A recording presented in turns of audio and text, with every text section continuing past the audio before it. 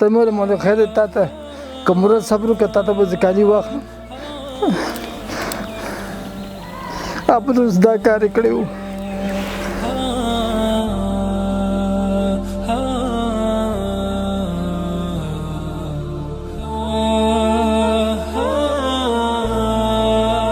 دغه د ناستې کوټه ده مخامخ کړکۍ شداره پکې نشته او دغه پردې چاردیوالي دی او دا د ویلي ده نو هر څه وینه ویلي هسې په نوم باندې ویلي ده.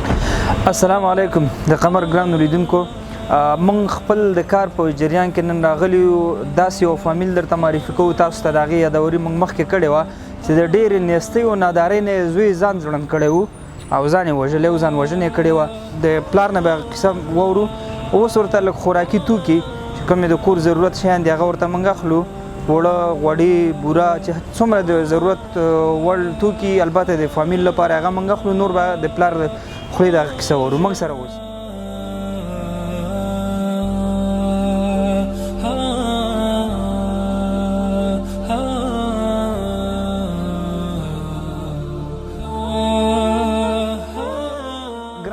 لکه څنګه چې تاسو سره موږ یادوري وکړه چې موږ راځو هغه د عمران په نام باندې هلکي چې ځان زړولی و د نیستۍ او ناچارۍ د وجې د هغې کور ته راغلي یاستو. راځو دلته یې پلار هم ناست دی، هغه کومه کوټه کې چې ته ځان زړولی و هغه کوټه تاسو ته ښیم. راځه موږ پسې وحید جانه ته راشه. ملا صاحب دا کوټه وه وحید جانه راځه ته. دا هغه کوټه ده چې عمران جان پکې ځان اویزان کړی و، ځان ته خپله زندۍ اچولې وه، دې تیر پورې ځان ځوړند کړی و. نور به کیسه د ملا صاحب نه وکړو چې ملا صاحب به خپل په ژبه دا کیسه را بیانه کړي. زه مهرباني البته د یادونې وړ بولم چې دغه د ناستې کوټه ده مخامخ کړکۍ شداره پکې نشته او دغه پردې چاردیوالي دی او دا د ویلي ده نو هر څه وینه ویلي هسې په نوم باندې ویلي ده. نو باید د ملا صاحب څخه ورو. ملا صاحب څنګه چلو دا زوی دې ولې ځان وژنه وکړه؟ ما ته ویل چې د معلمانو که ما نه هغه غوښتی دی کالي غوښتي دي د مکتب جامې کالي غوښتي دي. ښه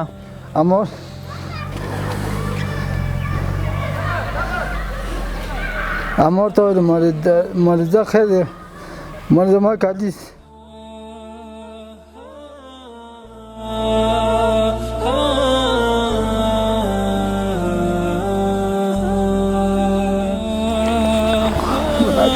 خیر مشکل نشته. ته خیر احساسات دې کنټرول کا. دا قصه موږ سره داسې شریکه کړه چې د لیدونکي هم پرې پوه شي، البته چارواکي به زموږ هم دا اواز اوري محتوا به ویني. دا قصه به ته داسې خلاصه ورته وکړي چې معلم ورته څه ویلو، ده څه وکړل، تا ته یې څه وویل، ولې ځان ځوړند که. دغه خبره موږ غواړو مکمل زموږ د ټولو لیدونکو ته. مرزما کالي دي لامي دي د خلکو کالي دي، د مور کالي دي لامي دي د خلکو کالي دي، د ماشومان ستا خپل کالي دي لامي کالي دي خلکو کالي دي. خلک لیږي تیا غوندې لاشه معلم دی ویل دي که مدیر دی ویل دي هر چا چې ویلي ورته ووایي چې زموږ داسې حالات دی خیر دی موږ به په دغه کې راځو.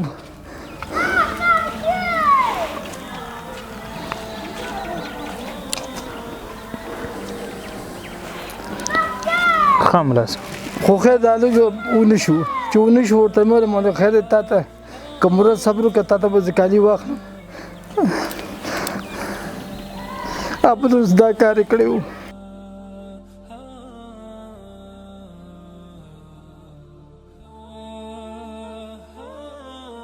د راغلی و شپې تا ته یې وویل چې ما ته جامې داسې په کار دي مکتب کې رانه غواړي. بیا موږ خو داسې خبر شو چې د امتحان ورځ و هغه د امتحان ورقې ته غوښتلې. دغه سره مکتب کې څوک دی ماشومانو؟ ته ورسره وې؟ راشه بچو. د امتحان ورځ وه ته هم صنفی وې؟ راشه دې خوا راسه دا به راته وایي. چون والد صاحب یې تاسو خپله ویني سکرین کې د سره هغه د غږېدلو هغه وس او توان نشته چې خپل د ځواني مرګ زوی د قصه تاسو سره شریکه کړي. دا ماشوم دا ورسره مکتب کې و ښوونځی کې ورسره و، دی به قصه وکړي. څنګه قصه وه؟ مدیر ورته ویلي چې لاړ شه د مکتب جامې واخله ځان ته دي. دلته چې راغلی پلار یې ورته ویلي چې پیسې نشته، مور یې ورته ویلي پیسې نشته. بېرته مدیر ورته سبا ورته ویلي چې کالي دې څنګه کړي، موږ د هغه نه لرو. بیا راغلی دلته ځان خودکش کړی. بیرته خودکشي کړه. بیا تاسو به څه ټیم خبر سوئ د باندې؟ دلته زه ولایت کې وم چې راغلم مور ته مې ویل د هلک چېرته دی؟ ویل خدای ځواني مړ کړي هلک کوټه کې ویده دی نه پاڅېږي. نو خدای ته ځواني مړ کړی وخته. ښه هغه چې دلته دروازه موږ لګولې وه دروازه چې ما هغه کړه د سقاط کې مې ورته وکتلې ګورم چې دا هلک بېسوره غوندې راته ښکاري ځوړندو. هغه ځوړند هغه مې پیانه راته خو بې رقمه ونه ښکاره کېده. اخر مور چې راغله دروازه چې ووهله دروازه چې ماته کړه چې وکتل ځان یې ځوړند کړی و. عمران خان د څو کالو؟ دغه د 11 به ووه. 11 کالو. دا دې هم زوی دی؟ ته راشه. د تا نوم څه دی؟ محمد غفران. دی خوا کې محمد غفران هم د عمران خان نه کشر و؟ او د کشر و. ښه دا د هغه نه کشر. ته مکتب ته ځې؟ دویم صنف کې؟ تا نه خو جامې مامې نه غواړي اوس؟